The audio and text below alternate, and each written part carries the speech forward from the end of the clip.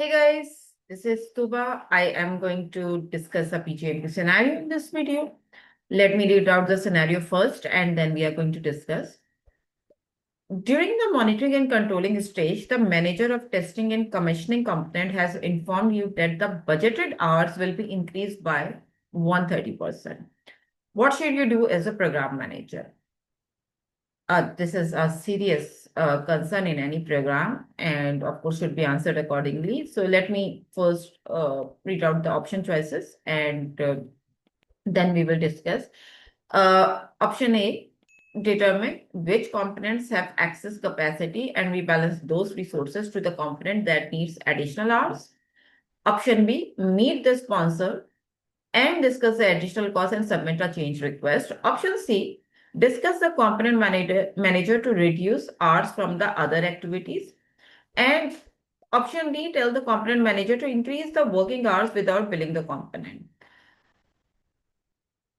Okay, so the situation over here is that in a program during the monitoring stage, the testing and commissioning manager for a component uh, has informed you that the budgeted hours will be increased by 130%, right? Um, and this is for a component. This is for a respective testing and commissioning component, and its project manager is actually telling you that the estimated hours are going to be increased by 130%. First of all, we need to know that what is budgeted hours. Budgeted hours are estimated hours for a project or for a component. Okay, it could be for a program as well, but in this case, this is for a component. That actually helps in creating baselines for later on tracking and monitoring that component or that initiative. So in this case, a component within a program is actually facing this risk or is apprehending this risk that the budgeted hours or estimated hours may increase by 130% for that project. And accordingly, that may put the program at risk. So how should you respond to that by as a program manager, of course? Option A, determine which components have excess capacity and rebalance those resources to the component that needs additional hours. This is a good choice.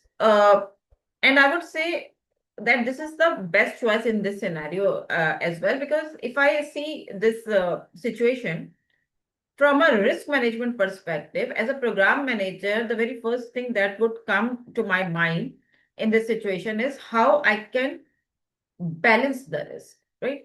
Because in case of program and portfolios and the levels above than that, we have a concept of balancing the risk. Not every time for every component under a program, you would be in a situation to always decrease the threats and increase the opportunity, because this is not how it works when it comes to program. At a program level, you need to check the overarching view or the program benefits and strategic objective view. And with respect to that, whatever is the best thing to do, you need to go with that. And maybe from some components, you need to take out the budgets or resources. For some components, you need to add more resources or budgets just to balance out the risks at a program level. So the component which is actually apparently getting suffered because of cutting short on resources or budget, for that component, maybe you are actually increasing the risk from their viewpoint or from their lens. But this is not how you see it at a program level, right?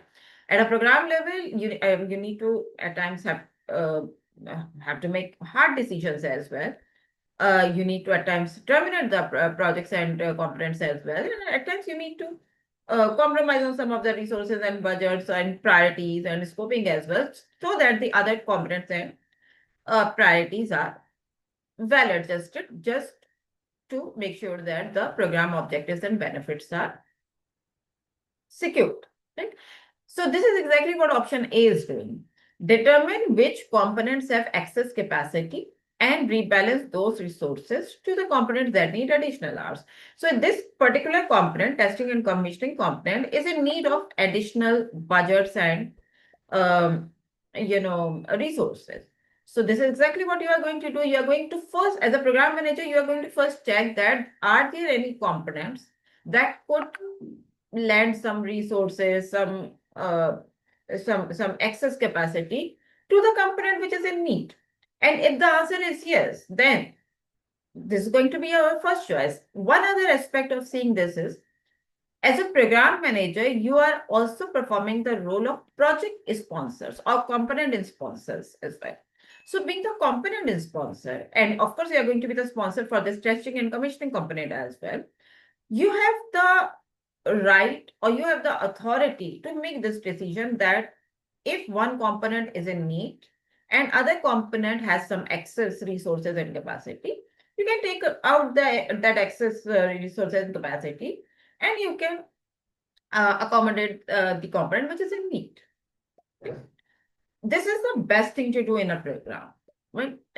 If that allows. Of course, if that provision is not there, or if that cushion is not there at any components level, in that case, the program manager probably, after doing the necessary evaluation and assessment, would have to make the case to sponsors and steering committee, which is actually option B.